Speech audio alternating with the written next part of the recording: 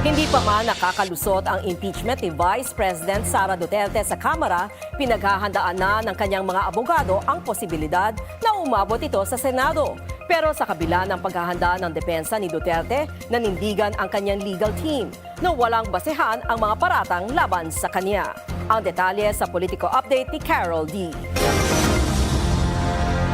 Inaasahan na ng kampo ni Vice President Sara Duterte na muli siyang mai-impeach ng Kamara kapag pinagbotohan na sa plenaryo ang impeachment complaints laban sa kanya. Kaya naman, nakatuon na ang pansin ng kanyang defense team sa Senado kung saan magkakaroon ng paglilitis sakaling ma-impeach si Duterte.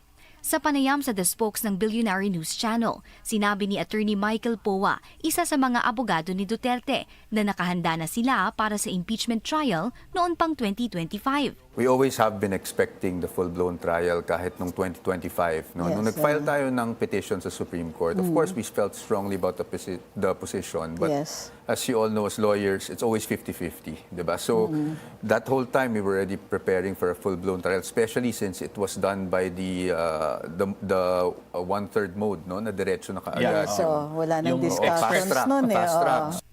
Sa March 25, magsisimula na ang pagdinig ng House Justice Committee sa dalawang impeachment complaints kung saan inaakusahan si Duterte ng betrayal of public trust at culpable violation of the Constitution dahil sa kanya umanong paglustay ng confidential funds at tagong yaman.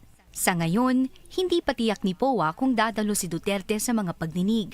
Pero kung magkaroon man ng impeachment trial sa Senado, kumpiyansa siyang walang makikitang paglabag sa batas ang bise. We are confident that we will be able to show that these complaints are baseless. Now, as to the acquittal or not, as we all know, it's a matter of numbers. But we're hoping to convince as many senator judges as we can to get those numbers. Para kay Poa, mas mabuti kung sa Senado nila mailalatag ang depensa ni Duterte dahil mukhang malabo na raw na magawa nila ito sa aniyay mini-trial ng Kamara.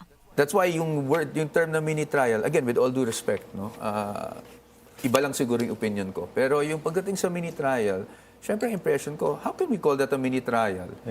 If the defense cannot cross-examine and test the credibility of these witnesses, they can practically say anything.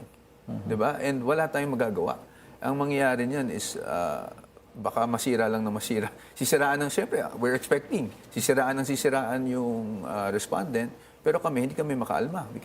Inaasahang ipepresenta sa mga pagdinig ng House Justice Committee ang mga ebidensya ng umano'y tagong yaman ni Duterte, pati na ang nagpakilalang dati niya umanong bagman.